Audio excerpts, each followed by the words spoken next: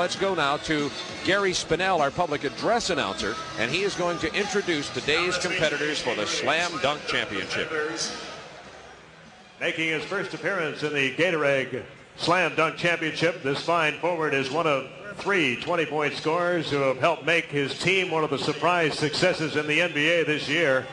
From the host, Seattle Supersonics, at 6'10", let's welcome Tom Chambers.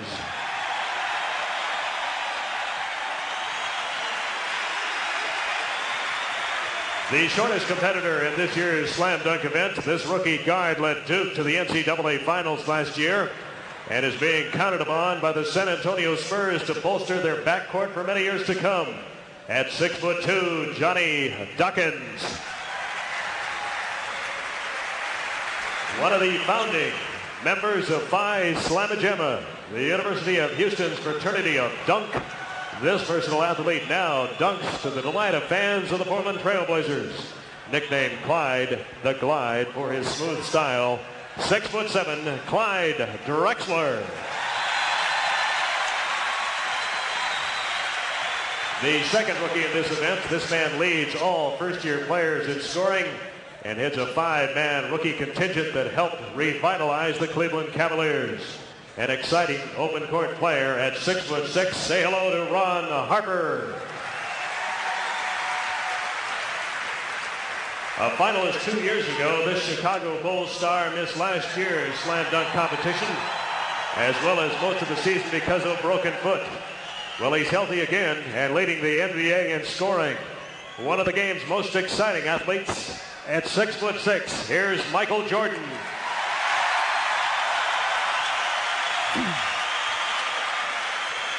Replacing injured Dominique Wilkins, this third-year forward is one of the league's best power slammers. From the Portland Trailblazers, 6'7", Jerome Kersey. This 6'5" guard was the surprise smash of the 1985 Gatorade Slam Dunk Championship, finishing third, a feat he repeated last year. He's an acrobatic and creative dunker representing the all-star host Seattle Supersonics. Here is Terrence Stansberry.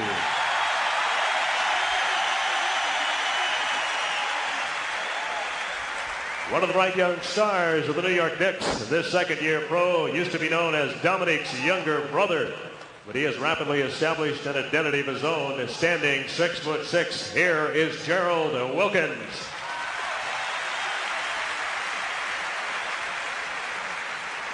Unable to compete, but here today, the 1986 Gatorade Slam Dunk champion.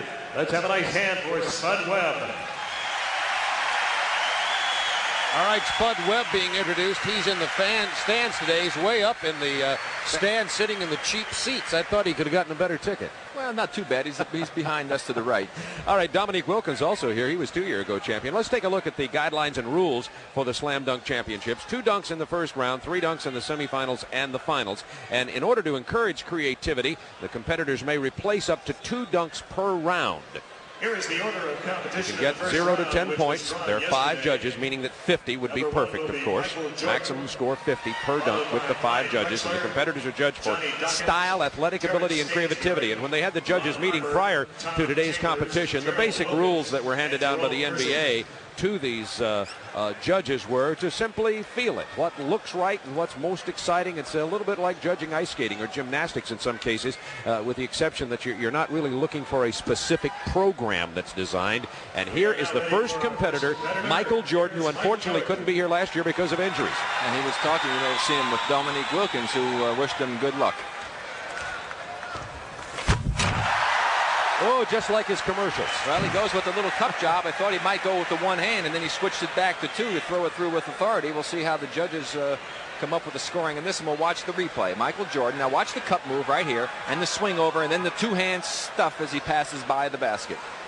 Well, I think I'm going to throw my 2 bits in here. I give him a 10 on that one. I thought that was a beautiful dunk. When you look at it in super slow motion, you'll see I'm right, I think. All right, let's watch.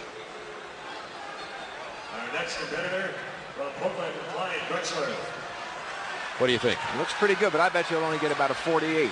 Okay, we'll see. Clyde Drexler now from the Portland Trail Blazers. Clyde the glide. Well, he got it too hard off the glass. Remember, these competitors are able to replace a dunk, so he'll get a chance to do it again without losing any points here.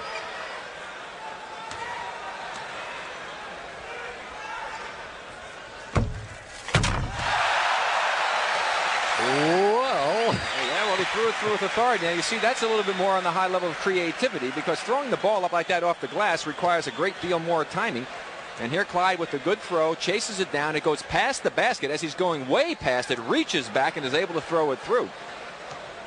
You know, he's generally known for power dunks, not so much fancy dunks, but the old Phi Slamma Jamma really does a nice job here. And there you see it again in the super slow-mo. 45 Clyde got on that one. And Jordan got only a 41. We now have the scores up for you. Drexler with a 45. Well, Johnny Dawkins missed his first attempt and just came back and threw one up without giving it a lot of thought, and I don't know if he'll score very high. I'm really surprised at only 41 on Michael's dunk. Well, there went my dark horse pick here from the first round. Only 6'2", Johnny Dawkins, only weighs 165 pounds. That's one of the reasons he can soar so well. Here comes a local favorite now, Terrence Stansberry. Now, Terrence has choreographed his stuff, and he's going to come up with, I'll tell you what, on the second one. I'll see interesting to see what he comes up with on the first dunk, but he's thinking about doing the Statue of Liberty 360 on the first one. That's his patented move that he initiated 2 years ago in Indianapolis. This is the Statue of Liberty 360, I think. Oh, my!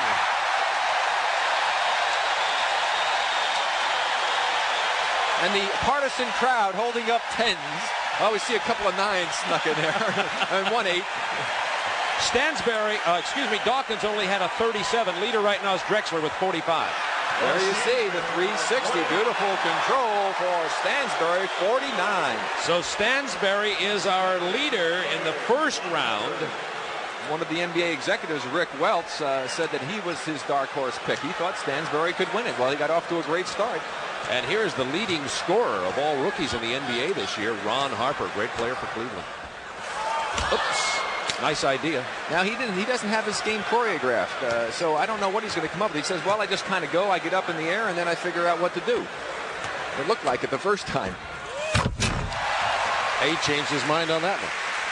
You know, Dominique Wilkins said it. He said in competition particularly, he says the dunk is not he says it is literally creative because you get airborne and then decide the kind of moves you make.